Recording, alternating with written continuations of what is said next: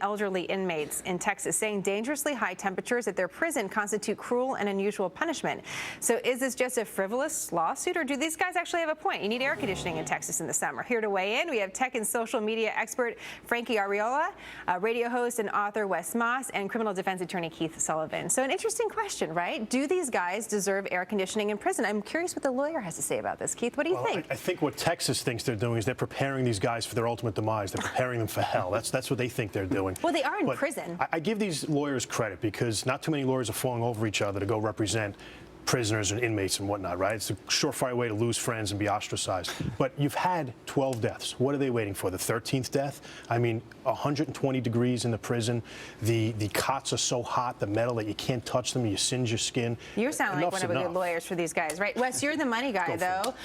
It's interesting to see what the criminal justice department inside Texas says. They said, listen, there's parts of the prison that do have air conditioning, but to change and make sure that air conditioning is at every prison, it's just not possible because of money. Yeah, I don't know if I buy that completely. First of all, I'm from Atlanta, and it gets hot in Atlanta just like most of America. At 88 degrees inside, I think you end up with a nightmare inside the prison. So the prison system, just like a lot of infrastructure in this country, is antiquated. And my opinion here is that it really wouldn't cost that much to modernize 21st century these guys, just so it's not cruel and unusual punishment. You're already in Texas. Frankie, it's already hot. These guys are very compassionate. Are you on the same side as them? Yes, I am. I mean, look, these are the worst of the worst people. You guys like your air conditioning, is that that's what I'm getting from? Look, I'm from Miami. It's one of the hottest places in the world. It is, I have some empathy for those guys. They're the worst of the worst, but at least give them some AC. Well, now we know in Miami because of the shirt, right. the little unbuttoned shirt, right? Can we get a little wider shot there in Frankie, because his shirt's a little bit more unbuttoned than the rest. There you go. He's the Miami guy. All right, I got to ask you guys about this Bring Your Dog to Work Day. It is Bring Your Dog to Work Day, by the way, and we've been getting our viewers to send us different tweets about this.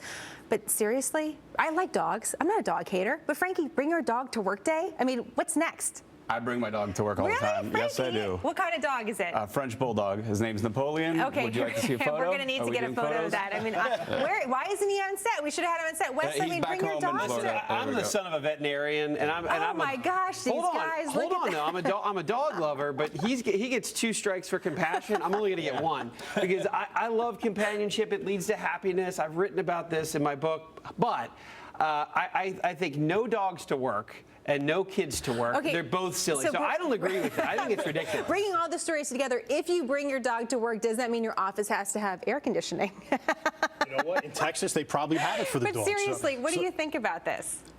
From life experience, I'm against it because my secretary took it upon herself to do a Bring the Dog to Work Day, and I didn't know, and the little gremlin was behind me, and I wheeled my chair back. It sounded like King Kong had been murdered. Oh my gosh, this sounds like a very traumatic story. There's a lawsuit from the dog and the dog owner. There's a place and a time for pets and work, and so you say no, but you guys say yes. Dogs. No, I say no dogs at work. Absolutely not. I say yes to AC for prisoners and no to dogs at work. And I'm all alone, yes, and I'm cool with it. I'm the one having fun with dogs. Wes and I are in the majority here. I think, the jury takes it. It's nice to have both, all of you guys here today. Thank you very much. And it was nice to see your dog, Frankie. Next time he's welcome on set, of course. Thank you. Well, talk about role reversal.